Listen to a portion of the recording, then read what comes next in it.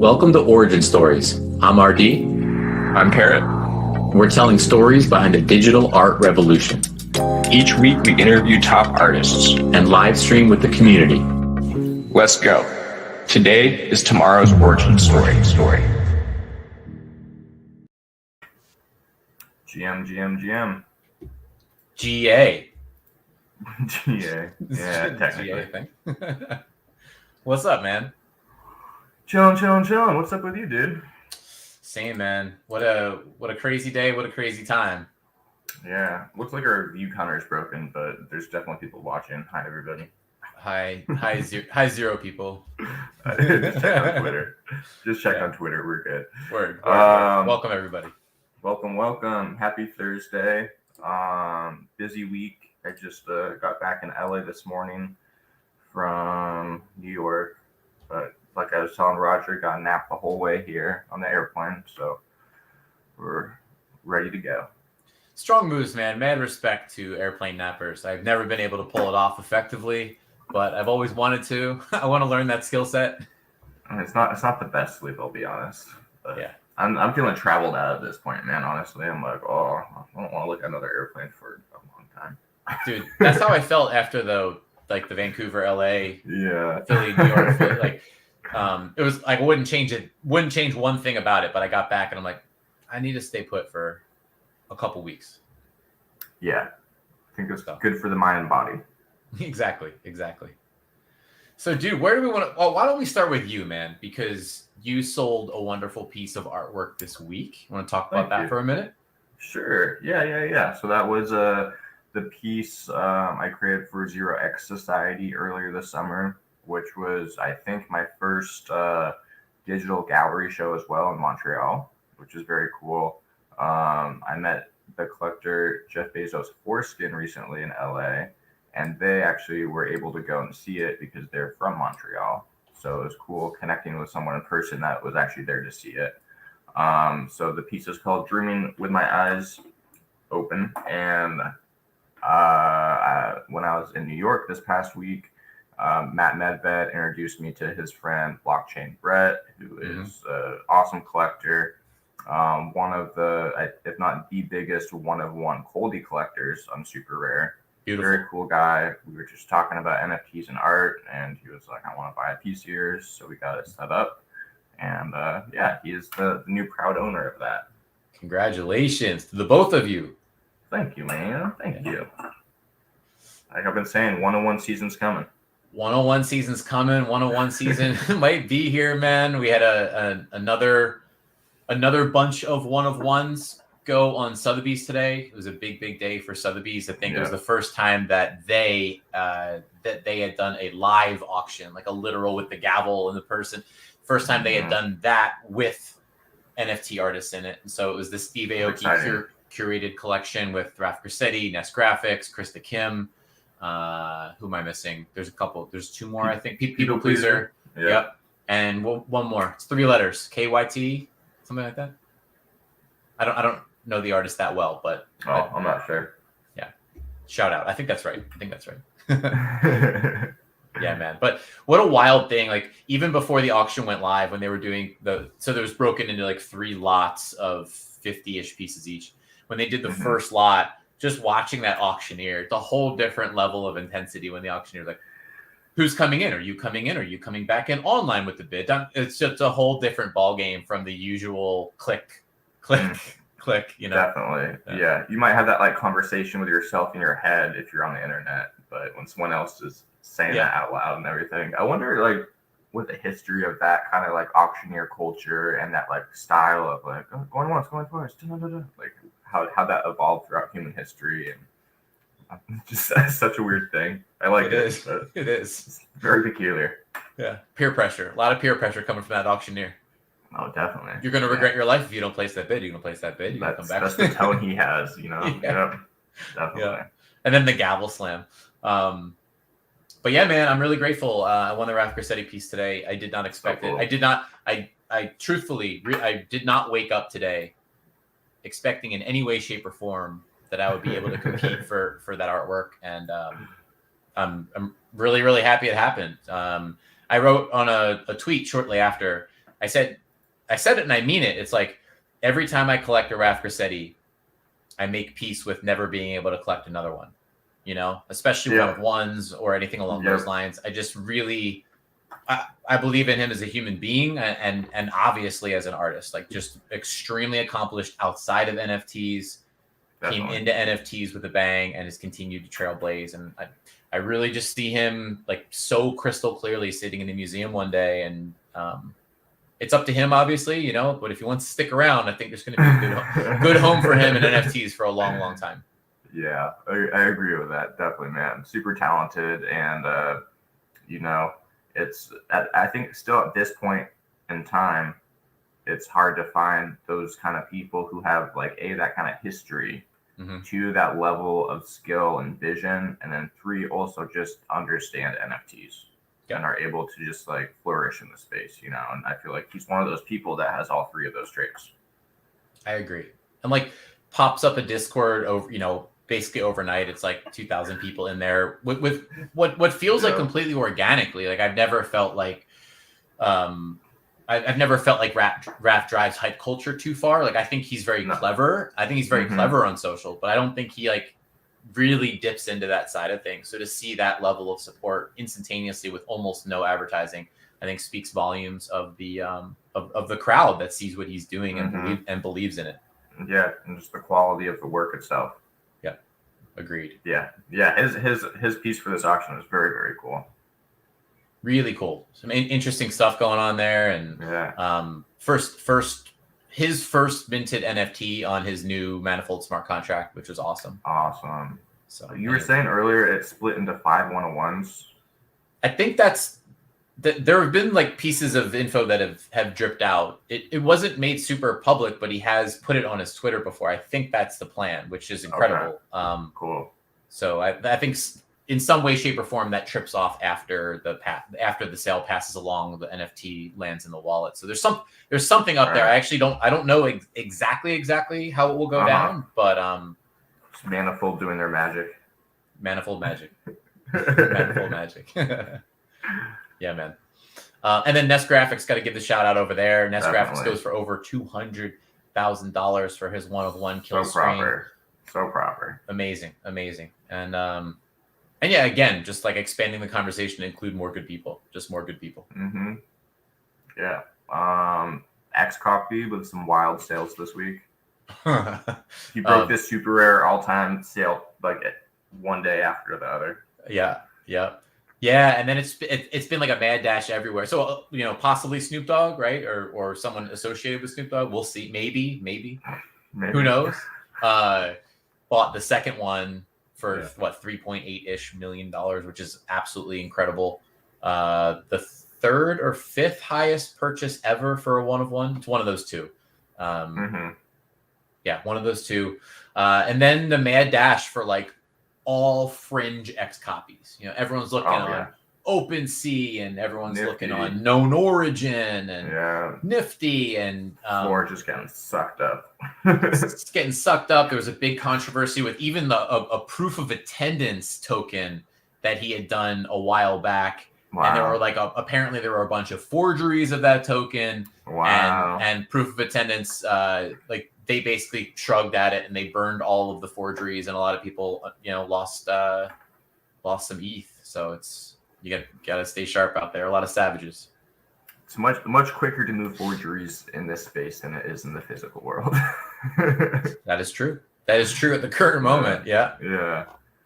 Crazy. Yeah, Floor is just getting sucked up. And if Cosmozo, is that how you say his name? Who is it? Snoop Dogg's alter ego. Oh, yeah. Cosmo, yeah. Medici. He, if that is Snoop Dogg, by the way, which, who knows? I don't know. It would be hilarious if it was, is what I think. But gotta be the smartest way for a celebrity to enter the space. Yeah, that I've seen thus far. Yeah, like just pretending to be a degen, this anonymous collector, just like interacting with the culture, talking with other whales, and then just buying some of the craziest art out there. Exactly. That's the way to do it, you know.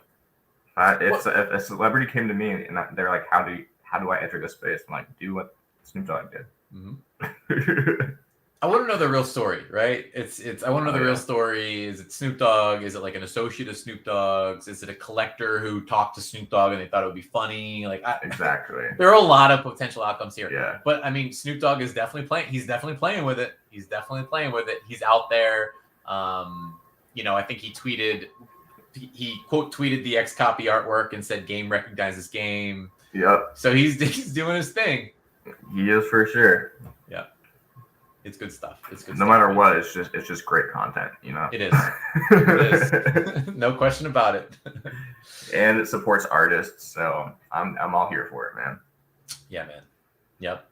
What else? What else going on? More scams around. The latest one. Not that I hope not a lot of people get tripped up by this, but the latest one that I gotten like 5 times today is the bro, I found these amazing deals on OpenSea, but I don't have enough ETH. It's a link to OpenSea.fo/blah blah blah blah blah, and then it's like, if you make a bunch, send me some or something like that. And yeah, that's the death link right there. So yeah, I got one. Don't know if it's spam or not. It's still in my possibly spam folder on Twitter. Yeah, it was like great with spreadsheets. I've looked at all these Bored Apes. Some of them are a great steal right now. I just don't have the capital. Do you want to do an 80-20 split if you flip one? And I was like, that sounds sketchy. No. Sketch. I can look at a 4 myself. I don't know. It's not that hard. Yep. Yeah. They're out there. People get trapped every day, man. It's even most collections, especially when the collection is launching somewhere else. So like Metakey just did their release of their fourth key on Rarible, and like instantaneously there are forgery accounts on OpenSea. You know, where if you search Metakey, sometimes that even comes up first, which is crazy. I mean, it's a profitable space if you're a scammer. That's the thing. That's the thing. There's a reason why it's being done over and over again, because even if it's a scam that they can roll out and get 0.01% of the hits on it, it's still worthwhile for them. Exactly. Better than a day job. So bunch of savages out there, Parrott. I know, dude. It's sad, but you just gotta be careful.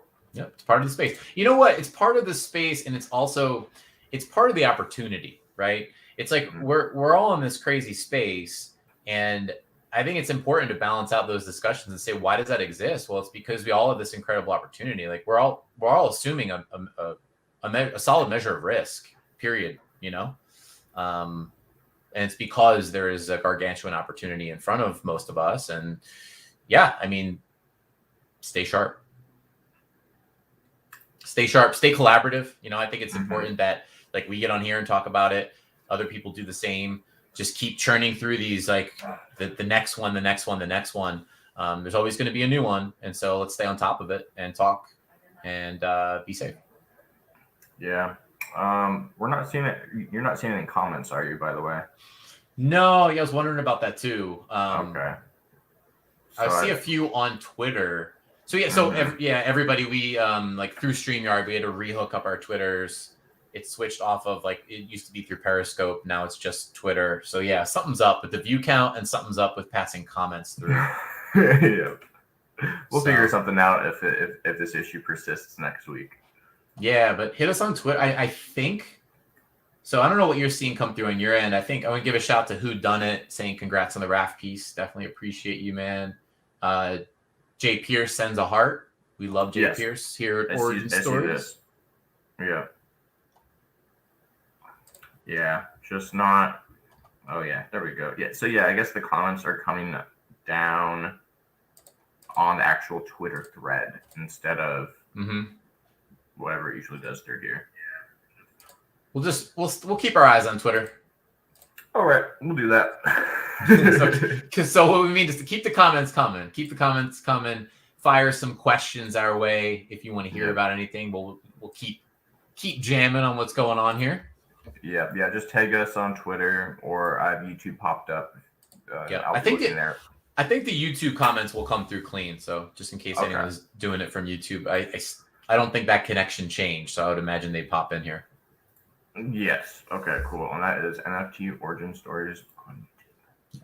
Want to give a shout out. I want to draw some attention to someone who I think deserves it, and that is Jasty. That's Jaden. Jaden is he has an auction live on Artifacts right now. Another 23-ish hours on the clock.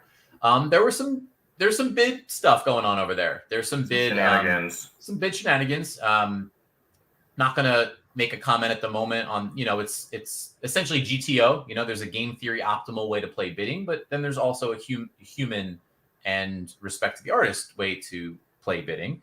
And in this case, we've seen some bid removals and some bid entries. Whatever. Right now, the bidding sits at 10.5 ETH. And just want to draw attention. I think that Jasty is somebody who is young, is hungry, is sharp, is on the rise. There's a reason why this artwork met reserve at 10 and is at 10.5. Mm-hmm. He's seen some incredible sales lately. And so, yeah, I just wanted to take a moment. Hey, this stuff happens, and want to give some shine, because regardless, this is another awesome artwork of Jasty's that's above reserve, on its way to an exceptional sale. About another day left in that auction, so check it out. Eternal Tranquility. Shout out to Jaden. Yes, sir. Shout out to Jaden. Yeah, he just had a huge secondary sale on Super Rare, didn't he? I believe so. 40 ETH. Yeah, there we go. 40 ETH. So as he has said, beyond his years at 15, he realized this may be the last time you see a Jasty under 20, especially at the pace. He doesn't put out a lot of one-on-ones. He's very careful about what he does, and he burns stuff. He keeps his collection small. Yep. So shout out to Jaden, and also while we're on that subject, just another congrats to Christy Glass, who also sold a piece. Yes. Holler. And while we're on that subject, Mr. Parrott, just in case anyone doesn't know, Parrottism has a piece. That's true. It's available. It's out there. A one of one. A one of one. Not many one of ones out there at this point. And to bloom.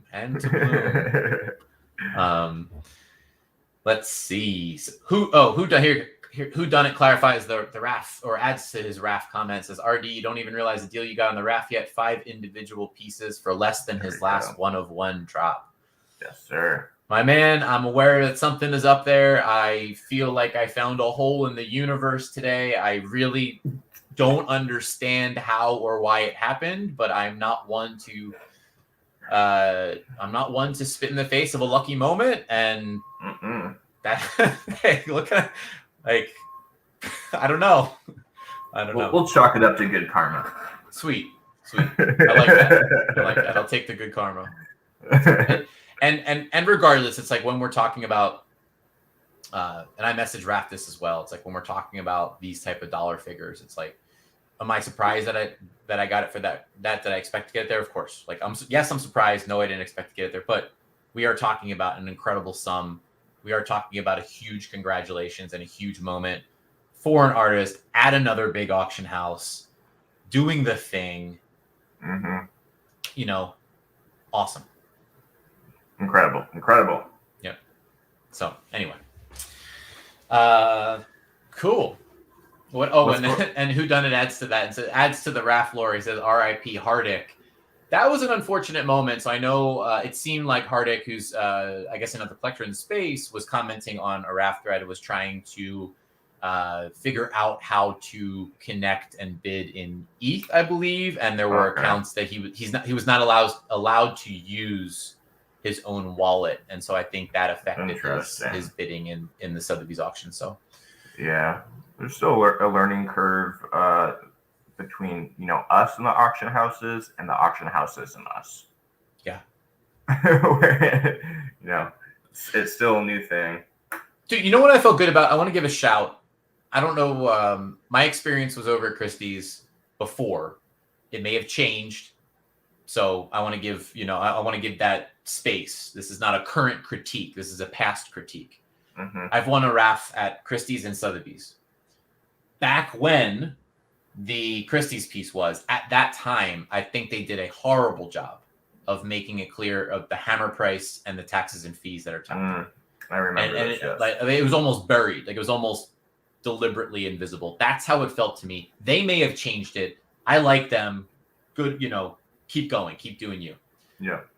Today, which is months later, so again, I want to give them credit if they've shifted since then. Today on Sotheby's, crystal clear of this is what your bid is. These will be the fees. This is your actual bid.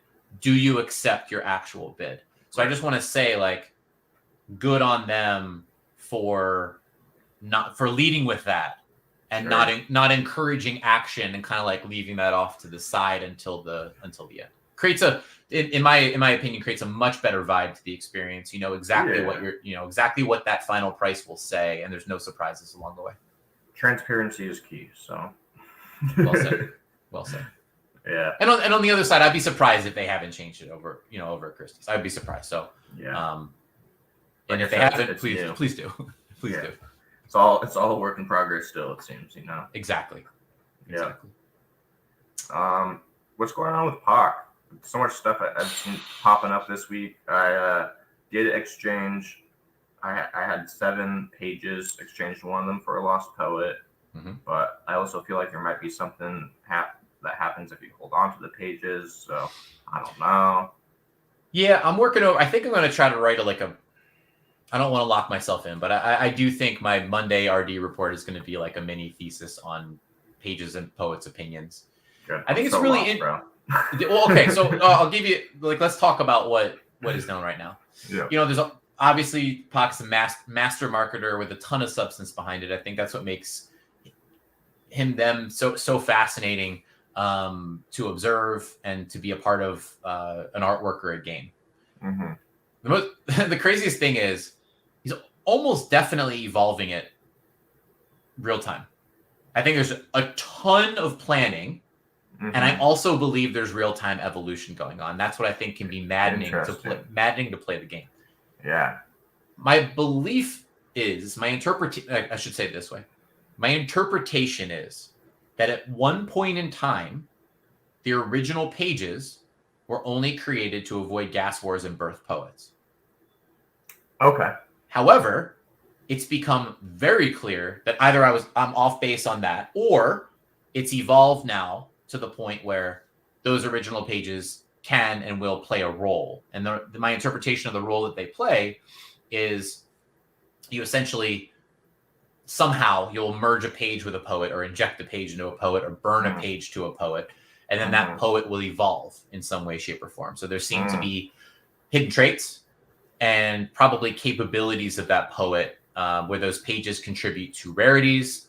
There's been speculation on that they'll introduce new levels of rarity, different rarities, things that are not currently visible or public. I think that's going to be fascinating. Could be, one of the first examples at this scale of a project where, people are doing their interpretations of rarities real time. Obviously, as poets get birthed, you can do your math. You can lay a rarity chart out and you can see, hey, this X, Y, or Z is the rarest poet now. But POC said several times in Cryptic Nature, like, what if those weren't the rarities? What if the rarities were different? What if there were new rarities? What if it turned it all on its head? He's really playing with that concept. So there are going to be, probably multiple surprises along the road. Yeah. Do you have any theory of what the end game of this looks like? The final product when it's all said and done? I mean, I think an aspect of it will be the poets contributing to a final artwork where they're all like part of the same thing, right? Now, I don't know if that's going to become an NFT or that's just going to become like an understanding of how they're all intertwined. But I do think it's going to end with that like union of like where this all comes together in the end. What else? One thing I think needs to be talked about more is the math behind the Ash economy, right? I think that's very, very important because when you look at, okay, should I take a page? Should I sell now?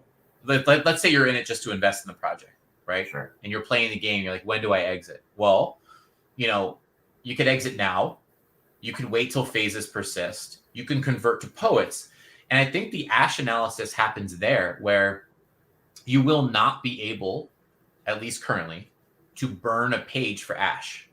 Mm-hmm. However, there will be an Ash floor for a poet, meaning when the time comes, you will be able to burn it and acquire a certain amount of ash. That amount of ash can be projected, but then the second layer of it is dilution, right? If everyone would rush to burn at the same time, ash would dilute and drop.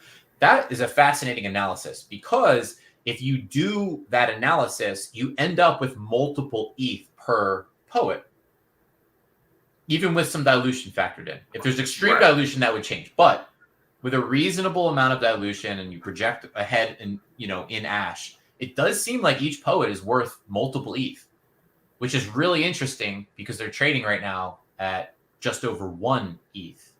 So I don't know how many people are looking at it. I don't know how many people are factoring that in.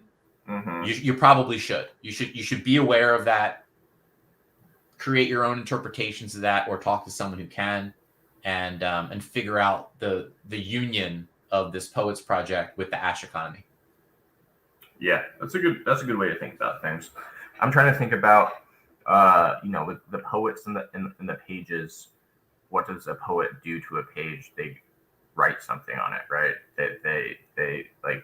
I feel like there's some kind of pairing between poets and the pages, and like you were saying earlier, I don't know if you put them together and it creates something new, or if like somehow they go hand in hand, though. So a poet's going to be mute until it receives a page, right? Now, again, what that means, well, he'll lay it out, right? But a poet will be mute until and unless it's fed a page. Okay. Now, there's a graphic that sparked my interest the other day, and I'm going to give a possible interpretation of it. Mm-hmm. It was on the top row was like, apologies if I have this one level wrong, but it was like 6 pages in a row, the page emojis, like 6 emojis in a row, then 5 emojis in a row, then 4 emojis in a row, then 3, then 2, then 1, and they were all pages. One possible interpretation of that would be that if you feed the poet 1 page, it achieves a first level of something, first level of speech. But to get to the next level, you then have to feed 2 more pages. Then to get to the next level, you have to feed 3 more pages, then 4 more pages. So you're looking at climbing a rarity ladder. And theoretically, if I'm reading that graphic right, and I'm wildly speculating here, but if you read that graphic and interpret it that way, you could be looking at 36 pages would push a poet to the top rarity tier. Interesting. Who knows? Yeah. Wild speculation, man. Very interesting. I have heard 6 pages mean something a few times. That's why I got 7 pages. Boom. Love it. I guess the other way to read that graphic, instead of climbing a ladder of rarity, it could be if you inject 1 or 2 or 3 or 4 or 5 or 6. Yep. Then it does. So that could be like if you infuse 6 at once, that just then and there does something incredible to the poet. Well, that's what I'm hoping for. Let's go. Yeah, so I don't know, man. I mean, in the back of my mind, I'm like, then we run into the cube. The cube problem. Okay. So if you look back and you draw some lessons from history and you go back to Pac's cube drop on Nifty Gateway, a drop that, is probably towards the top of my regret scale. I just wasn't in a good headspace to like dive deep into Nifty at that particular moment in time. So I just missed out completely. But when you revisit history and you look at the 1, the 5, the 10, and you look at the growing cubes and you look at what is appreciated and what has been focused on after the fact, you could see that by worlds, the 1 cube made the most sense. 1 cube. Yep. And multiples of the 1 cube made the most sense. So I do wonder when it comes to infusing poets with rarities and trying to push a singular poet to like the top of the food chain rarity wise, if that's the play, I wonder whether that will make sense or whether, as Pac puts it, an army of mute poets will make the most sense. I don't know. Oh, I don't think anyone knows. It's probably going to be none of this, and it's just going to be something completely different. And think about here's the informative thing. Think about why the single cube has accrued more value than the others. It's all due to the ash economy. Yeah, that's the analysis, guys and gals. Like, I really believe that needs to be looked at in a much more detailed sense. That's why the single cubes hold. It's why the appreciation has been to the level it does. Now, does it guarantee Pac does the same thing? No, with Poet, of course not. But if we are trying to look at history to inform our decision making, it at least has to be considered. Yeah, very interesting. So many facets. Yep. I mean, I will try to write about, again, I don't know how deep I'll get, but I'll at least try for a mini projection level thesis. Here's the funny thing about that stuff though. It's like Pac is like one of probably the most innovative, brands in the NFT space. The crazy thing is that history. If a bunch of people start doing the same thing, there's a chance he can zag. He can zig, he can zag. Like Exactly. Things can change. So man, it just requires like the agility to play this game. Yeah, like you said, you think there's some live evolving aspect of it where it plays off of. I do for sure. J-Ram in here, what's going on? Says, yeah, he does the most with the NFT medium. I think that's just factual now. Like who else? Right? How can we say anything else? Who else? Yeah. Yep.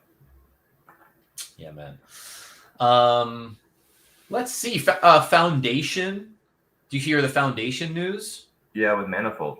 Yeah, that's big. That's big. Yeah. So empowering creators. Yeah, I did not exactly read too much into that. I just saw the headline on the airplane this morning. But how's that? What does that look like? How's that perform? I haven't looked into the details, but I do know that they have opened up the ability to interact with Manifold smart contracts, to have support for a creator to very easily and quickly, I think, create their own contract with those high standards. Cool.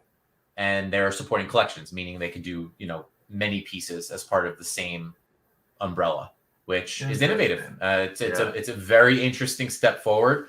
I think it's a very smart step forward. And looking forward to seeing what they do. Very cool. Yeah, that'll be really interesting. I feel like that's maybe first of its kind in that kind of collaboration. Mm-hmm.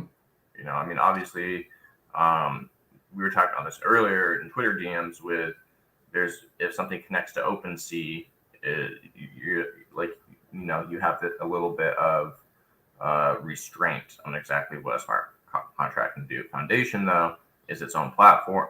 Excuse me. Is its own platform. Well, there's no restraint on there's no restraint on what a smart contract can do. There's a restraint on what auction mechanics can do. Yeah. Right. So the smart contract, you could put brilliant smart contracts on OpenSea and they'll do exactly what you want them to do. However, running the show on a bidding process or that has its own, you can only do what they allow for. Yeah, but Foundation is one of those platforms that I believe holds funds in escrow, which is what we were talking about a little bit earlier off air, and can you? I'm trying to think. Does Foundation stuff go on OpenSea? It shows up. I don't know if you can. I'm trying to think right now. Let me check my Foundation. It's like a super rare situation, right? Super rare, you can do all sorts of stuff on OpenSea with.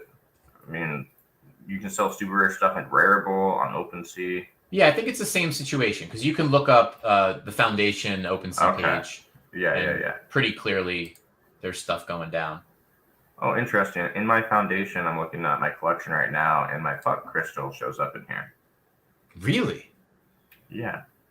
Awesome. So that clearly is the evolution with Manifold and I think so. Onboarding smart contract. Yeah, that's fantastic. Very, very cool. So I wonder if we'll see some more Manifold contracts that I bought show up in here. Let's go Manifold. Okay. Jerem says you can transfer it from Foundation to OpenSea to sell, but then it disappears from the Foundation profile, from my understanding. Got it. Sounds about right to me. Yep. Makes sense. Speaking of some cool auctions coming up, Justin Aversano, Twin Flame, Christie's starts in 6 days, I believe. Yep. Tomorrow, Curio Cards, Gary V, right? I believe so. Yep. I think that's at Christie's Friday. The Crypt Gallery in Christie's doing a thing. Yeah. Fuck Render live at Sotheby's now with Burning Man. Burning Man collab. Yes. Very cool. I think things happening. By the way, hats off to Fuckrender for that particular artwork. When you look at that artwork, and it just feels like Burning Man. I don't know. I haven't been to Burning Man, but I'm aware of the brand. I'm aware of like a lot of the visuals from Burning Man. You look at that Fuckrender artwork, and you're like, holy shit! Like that's really on really brand. cool. It's on brand. Yeah, well done for both of them. You know. Mm-hmm. really, really well done. Yeah. On the collectible side of things, we've seen a big push from Cryptodes. I have, yes. I randomly got a couple Cryptodes the other day. Kind of felt something coming, and last night I think Tommy Kimmelman tweets out he snagged 8, and just all of a sudden the floor is doing its thing. A lot of people are speculating it may be the next collectible project to hit that magical 10 ETH floor. The magical 10 ETH. We'll see. Only a few projects in rarefied air can have that claim. Yeah, I mean, Cool Caps just hit 10 last week, right? Mm-hmm. Very cool. We had the very wholesome Parrott and Beanie makeup session. Oh yeah, with the proof of attendance from Fuckrender. Which I tried to get, and Hope just kept crashing on me. It wouldn't even load, and then I forgot about it. And I was there though. You were there. Can't prove it on the blockchain. You deserve it, Parrott. I know. Yeah. Also, Time Magazine, which I think last week we were just talking. Their auction was about to go live, or their project, right? Mm-hmm. And gas wars like crazy. I did not get one, but they dropped a bunch of stuff to everyone that showed up in their OpenSea. The Time Cats Love 'Em Hate 'Em December 7th, 1981 cover. Did you get one of those? I did. Yeah, I had a failed transaction, so I thought it was nice that they came back and they did something for the people who had failed transactions. I thought that was a class move. Shout out Keith Grossman. I think as we see in this industry, it's like, to me, and like the ethos that I try to roll with is you can't get everything right, but you can control how you respond. And I think that they did a release with best intentions, and probably thought all bases were covered, and it went the way it went, and there were lessons learned, and then they immediately responded within the next several days and did something. And I think that that's great. And I think it's, at a minimum, what I look for and I hope for is clear and transparent communication. Mm-hmm. And then at a maximum, something like that, outright going ahead and finding something cool to do for the people that maybe aren't too happy the next day. Yeah, exactly. Very, very, very cool of them to do. And I guess that whole discussion was what started the Parrott and Beanie making up, all up to that man. Mm-hmm. Very great. Nice. It came full circle, Mm-hmm. Doing their best to show respect to those who showed up. A great way to make it clear they want to be in the space long term. That comes from JRAM. Yep, for sure. Agreed. 100%. Dave Krugman just announced that the first race for his Drive collectibles is coming up soon. You have a car, right? You have a car? Do I have a car? Yeah. I mean, I hope you don't go up against my car in that race, sir. I don't know. Mine looks pretty fast. Mine is covered with snow, so I'm gonna have to take out the scraper and get ready. Put some chains on those tires, bro. I don't know. It is, however, next to a natural health store, so that car has been living the good life, getting ready for a race day. Yeah, you can get some vitamin B12 and some coconut water or something before you get in the car. Yeah, get some caffeine pills in there and just roll right down. Yeah, I'm excited to see how that's gonna turn out. Another feels like playing a game, which I love. Yeah, same. And I mean, you just see the work that's being done on these kinds of projects backed by these level of creators. You look at what Dave's doing, you look at what DeFaced had done before that, some of these amazing collections, and like Dave putting his collection on rocket fuel with two things. With something that I lauded him for, I think is really innovative, is essentially whitelisting his entire collection, save for the auctions. So he left the auctions open to distribution, but essentially said, these are my supporters, these are my collectors, these are the people that I want to give first look to. to get involved with this. Very interesting and innovative strategy to essentially whitelist again the entire collection. And then the auctions did extremely, extremely well. And then a couple people were able to then take those to secondary, and the secondary is traded wildly high, and love to see it. Yeah, I've seen whitelists that have gone poorly before. And I've seen whitelists. I think this is a great example of a whitelist that did really well, because Dave is someone who is so good at fostering community, and that's what he's done since he's entered this space. So it's not like, hey, I'm just gonna give all this to my friends and let the whales fight over it. It was like, I know the people that support me and that are in the community long term that won't paper hand this to try to make money, but are actually interested in being involved in this project, that have helped him rise up and everything like that. So I feel like it was you could tell it came from such a good place. Yeah, felt natural, felt like he knew exactly what he was doing. Exactly. Had planned it out, had mapped it out, executed it well, and off he goes. I know, it worked out so well. Off he drives into the sunset. Yes, sir. What else, man? There's just so much these days. Subducks having their moment today with their subsequent King Frog release.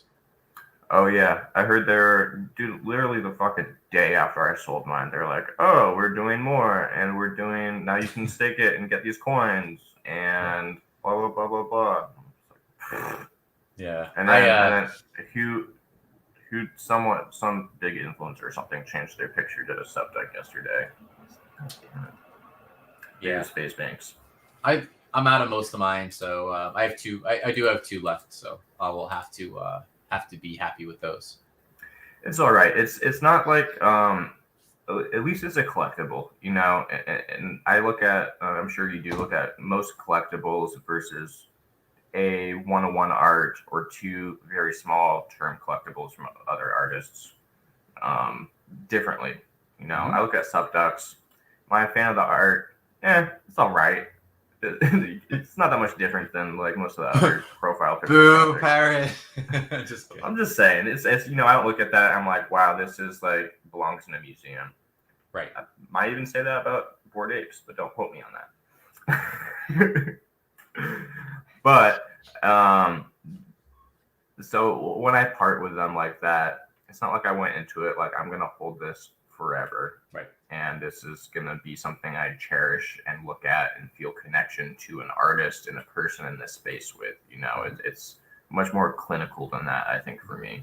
So, if I paper handed a Ferocious or Raph Grassetti or Nest Graphics or something like that, there would be such an emotional creator in my heart, not just like I could have, had more ETH. So, it's all right. I think it's a good take. It's a good take. Yeah. So you're saying if I asked you the question, what art is better, Raph Grassetti or Subducks, you really wouldn't know the answer. I don't know. Am I an art critic? I mean, I feel like you're pretty well positioned. I think you're better positioned than most. Yeah, definitely. Yeah, man. What else? J-Ram says, if Parrott sells, it's about to peak 3 days later. No, he's right. He's right. I just bite onto the hype too early. I think you still do pretty well, my friend. It's all right. I do fine. Like, I always go back to it, man. It is better to have aped in and aped out than to never have aped at all. Remember? I need that, I need a live, laugh, love, but with that on it, in my background. Oh, man. Oh, dude. Well, man, I will tell you, just I have my inbox up here, and it's there are always a lot of bot bids for those poets, and it's just fun, seeing those bot bids just fluctuate. I need to shut those bot bids off. Me too, man. I get fucking way too many emails a day, but I was just looking at them, and I'm like, ooh, this bot, I don't know, this bot bid more than that bot. That bot needs to step its game up. And then it's funny, I won't even necessarily like go into OpenSea and check floors anymore. I'll just look at the bot bids and be like, I don't know, plus like 0.2, 0.3 ETH, I guess. And then I see them dip, and I'm like, ooh, this bad news. must be a bear market today. And then the next day it'll go right back up, and I'm like, oh, we're back in the bull run again. It's true. Those bots are like your real time price indicator. Exactly. Yeah. Fair point. It's funny. I feel like we do have literal day long bear markets in the NFT space. At this moment, true. True. I mean, we've had much longer ones in the past, but I just like what I am very curious to see is like there's no perpetual bull. Like, come on, everybody. Like, let's be a little smarter than that. I am curious. There's a whole new wave of people that have come in relatively recently, and call it like the collectible era, right? Yep. One of the most fascinating case studies in humanity is going to be when we actually do hit a bit of a bear stretch, which again, like, will happen. You could speaking of theses, like you're being able to write a thesis about what happens to some of these projects.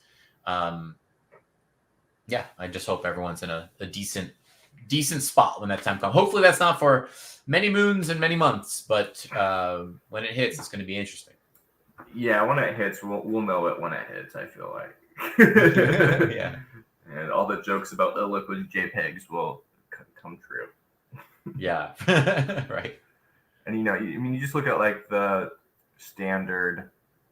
I feel like there's a few factors that kind of play to this. You look at like a standard art market, where like say you buy a Banksy 20 years ago, you might get 100x gain over 20 years. Yeah. Right, with a Banksy. And then you look at trading cards like Pokemon cards and basketball cards, and usually like the rare ones are worth more, and it makes a lot of sense to compare that to collectible projects.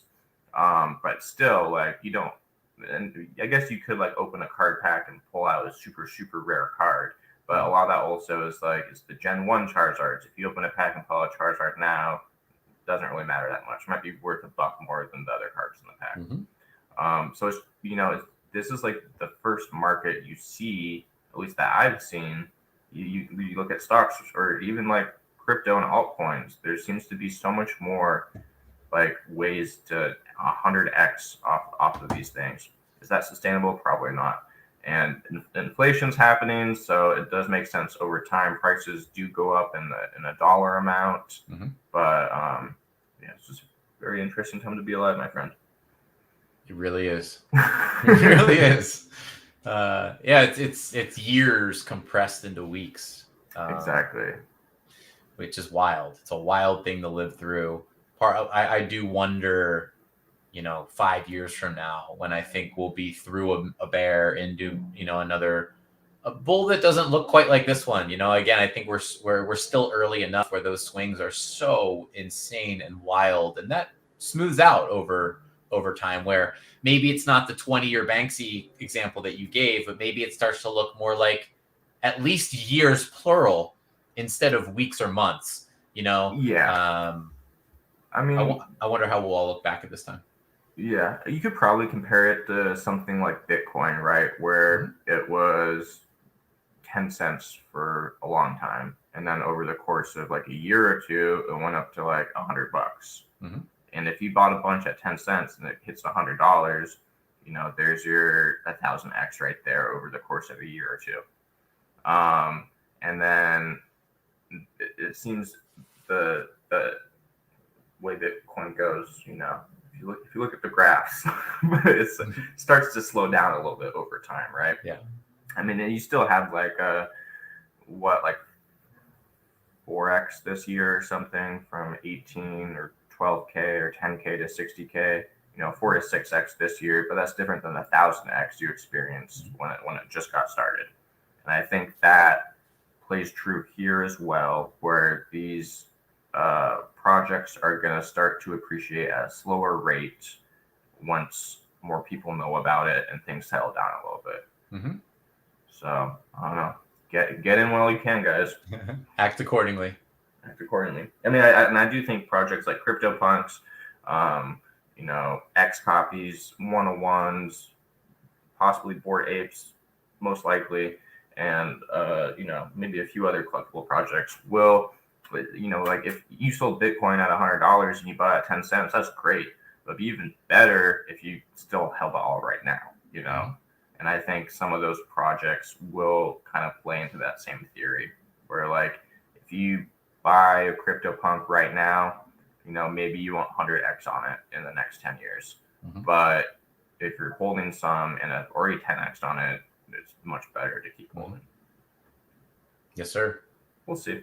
Yeah, we'll see. I'm curious to see what happens with 101s and more of just the pure art, because the first bull run in NFTs was 101s, was super rare, was, I remember doing before Nifty Gateway, probably a little bit over a year ago, like last August on Rarible, you could do editions, right? So you could do like, I'd have some art I'd put on super rare. That'd be like a 101. That would be like new art I'd create specifically for the story I was telling or the collectors, or, it was very, very conscious and intentive. And then on Rarible, sometimes I take some of my favorite pieces from the previous years and treat it more like prints, where I'm like, okay, this is an edition of 10, and it's only going to be 0.1 ETH instead of 1 ETH, et cetera, et cetera. And then I feel like that kind of evolved into open editions on Nifty Gateway, where it was like, okay, this is kind of open-ended. However many people want them can have them in this time frame, and then it's done, which is cool too. And now we see it kind of not quite coming back full circle, because I think, a year ago, if you had I put 100 pieces on Rarible, it would be hard to sell out. If Wosh just put 100 pieces on Rarible, he could probably sell out, but like it still, like if you would put 100 pieces now, it'd be gone 0.2 seconds. A year ago, it just wasn't the same. So now it's interesting to see artists doing the 10K projects or the larger editions on OpenSea now. I also think it's curious how Rarible and OpenSea function in such similar ways. And Rarible has, in my opinion, such a better user interface, just prettier to look at. And they were innovative and put out the Rari coin a year ago. Curious to see how they're just like not in the discussion that much anymore. What's the current percentage on the Rari token? Do you know? Like if you make a purchase on Rarible, do you know what gets put back? I'm not sure. Not something I've looked at in a while, but I'll go to Rarible right now and check. I remember we had our moment, man, like way back in the day when we were talking about crypto planets, RIP. There was a good time for the Rari token and the rise of it. Yeah, it sure was. I don't know what Rari's at right now. Let's I'm on Rarible right now. You have, it's like, it functions the same as OpenSea, like art blocks, Bored Ape Yacht Club, Cool Cats. I look at my notifications. I have bids for pages on here and bids for stuff I bought on OpenSea, It's interesting to see how the tide ebbs and flows. Rari token. Okay, let me take a peek. Every week, 41,250 Rari tokens are distributed among applications built in Rarible. If you made a sale or purchase in the last week, you've got some Rari rewards to claim. 50% is for buyers, 50% is for sellers, and you get an extra 15% Rari for verified users, and a negative 50% for NFTs created not on Rarible.com. Oh, boom. Interesting. But still, I mean, maybe this is alpha, maybe not. If you want to sell something on OpenSea, why don't you go and sell it on Rarible instead and get some free Rari, get some money back? Well, yeah, exactly. It's if it's a matter of the same market, right, in each place. Yeah, and it is. I think the bids show up the same on both, but maybe not. I don't think so. I actually noticed pretty fascinating case study I was looking at, and I actually purchased a whole bunch of boys. Finally, came over to the I Am Lorona side. Always intended to, and it just kind of hit me over the head. It's another one of those collections by an artist who's super careful. putting a lot of love in each, a lot of care in each. It's becoming like the Dave Krugman style or the DeFay style. And of course, Larona's been at this for, again, quite some time, building up a collection that will cap at 1,000 editions total, and far less in terms of unique boys. But one interesting note about that was her project started on Rareable, and I do believe recently she transitioned current sale of one of ones to OpenSea. Mm-hmm. So I was actually looking at Rareable and OpenSea, and you do see some disjointed pricing. You see some, it makes sense to grab one over here. It makes sense to grab a different one over there. And so that, to me, was the first time that I took a hard look at the difference between Rareable and OpenSea relative to one project. Yep. I was just looking on here, and you were correct. The bids do not reflect the same on both sites, at least the bot bids and stuff. Yep. Very interesting. Very interesting. But yeah, I mean, I don't know. I don't really have like a strong idea of why Rareable just isn't in the discussion anymore. I feel like there was a minute there, and maybe this has persisted, but the narrative definitely switched to like Rareable being a shit show and being like poor quality and it's just everything. But I mean, you could say the same about OpenSea, but I just felt like for a while there, I just kept hearing from people like, oh, Rareable's like, I don't even want to be on there because it's so all over the place. And I don't know how fair that is. I don't think it's that fair. I think they're just in the wrong spot at the wrong time, because that was back during when one-of-one art was like the thing. Like fair. Before Nifty Gateways open editions and stuff. And the thing about Rareable was anyone could join Rareable. And so then there became this perception of, oh, you're only on Rareable if you didn't make it to Known Origin or Maker's Place or Super Rare. Must not be that cool then. Right. That was, I feel like it was just kind of like as unhealthy and unfair of a consensus that is. I think that was just a little bit of what people were thinking. And then the problem with anyone being able to upload stuff on Rareable is it does become a shit show, because you have fake art, you have half-assed collections, you have there was some kind of like DeFi insurance thing that they were trying to sell on there, which I never understood what that was. But it just became, you go to the front page and you're like, I scroll through here. You go Super Rare, scroll through, beautiful art. Maker's Place, Known Origin. Oh, I see art here.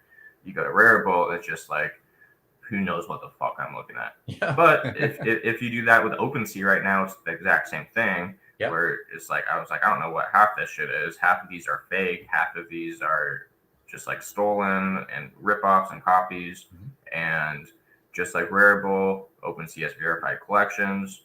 And I think because everyone was so focused on art and not collectibles at that point in time, Rareable just got brushed off. And then I think had a lingering reputation of whales and artists where it's like, oh yeah, Rareable's not that cool. And OpenSea just was like, okay, come here then. That's right. Right. They hey, and to their credit, for what they are, they've done incredible things. Obviously, there have been some hiccups or bumps in the road, but overall, I think there's no question they've done some amazing stuff. Yeah, and this is no shade at OpenSea at all. I think their platform works great for what it does and has been around also for just so long.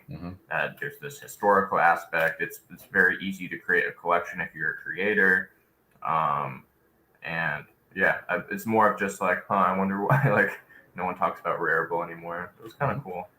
It's true. And Rari tokens, man. And Rari tokens. I gotta go see how many I can claim. Who knows? We'll see. Yeah, I just checked. I have like 2. Well, buy a dinner. Yeah, or it's just a wash with gas, honestly. Yeah, it's fair. Wait for more to pile up. Yeah, exactly. All right, brother. I think we had a good one. We went all over the place, everywhere. We sure did. We sure did, my friend.